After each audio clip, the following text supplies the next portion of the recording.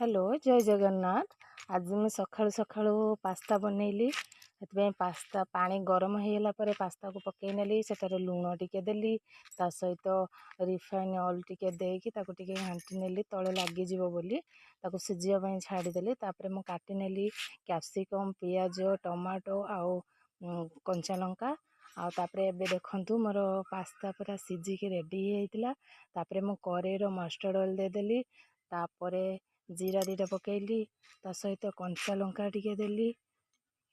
तापरे पियाज दे देली पियाज सहित कैप्सिकम देकी गोळई नेली तापरे टमाटो पकई नेली ताको गोळई नेली गोळई सारला परे आमे टिके ता सहित सोया सॉस दबा तापरे चिली सॉस आ टमाटो सॉस दे दबा तापरे मु सेटारे पास्ता मसला दे देली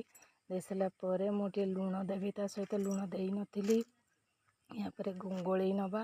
तापरे हळदी टिके देली आउ कलर लंका देनी ता सहित मुझे करी पाउडर देली माने तार टेस्टा भल आसा आउ या पर मु पास्ता को ता भितर पकई नहीं कि गोळई नेली या पर मु गोळई नेबी मोर पास्ता एतर रेडी हो गलानी।